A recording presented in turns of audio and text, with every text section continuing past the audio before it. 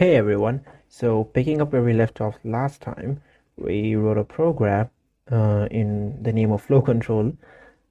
We asked the user for an input, and if the user actually inputs the word coder, we would print, hey, they're coder, otherwise we would say you are not coder. So what we also saw the problem with this program was, say if someone gave the input as coder in all caps, although it is coder, what our program thinks is it's not coder.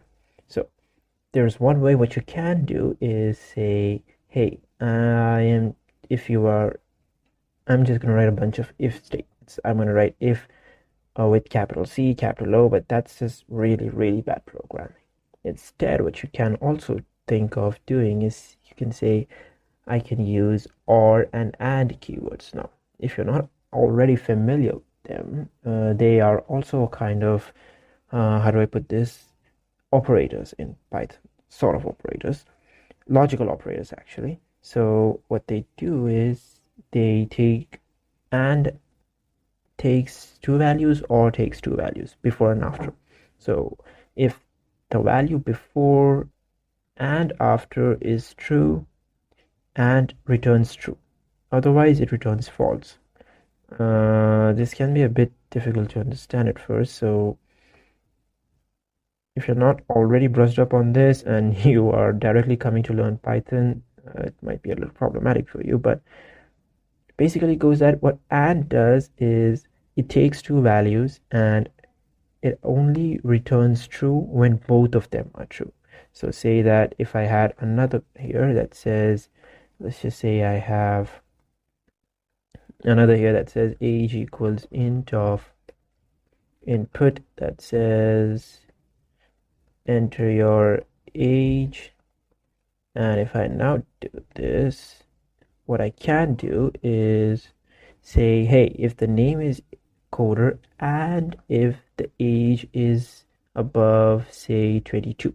So this code inside the if condition will only execute if and only if both of these conditions satisfied. That is, if the name is exactly coder and if the age is greater than 22. Otherwise, it won't. Even if one of them is true, it won't.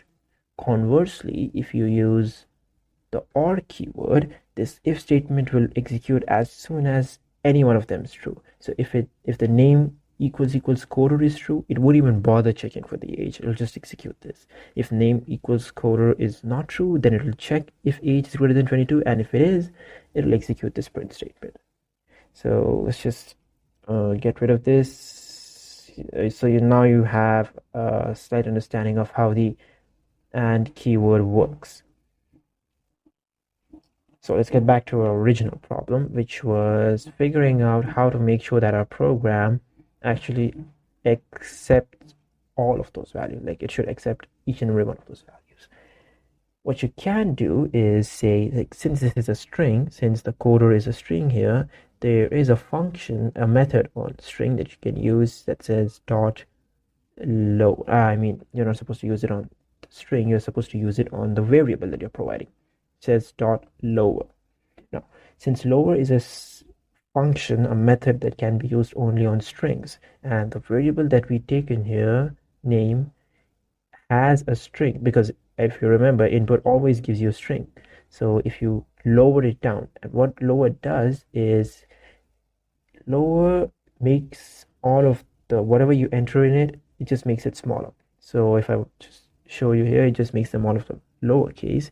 Let's say I define a string here with the name v1, and let's just call this apple. If I call v1, it shows me apple. Now if I call v1 dot lower, now what it will do is it will return me a lowercase version of all of them.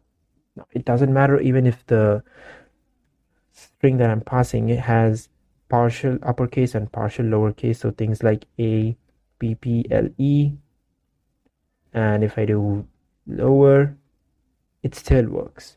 And similarly, what we also have is v upper. And what this does, it returns the string with all caps. So now you can see how now you understand how we can use the dot lower one to make sure no matter what user enters, we take it, we lowercase it, and then we check it with our condition here, and that way our code will work regardless of whether the user inputs it with mixed, partial, or all caps. So even if I write C O D E and R, it still says hey there coder. But of course, yeah, that doesn't mean that you can enter whatever you want and still expect the answer, but you get the point. So coder works, or just no caps and just a normal one also works. So that's one way you can use string. This is not high level string manipulation, just lower string manipulation. So I'll see you guys next time.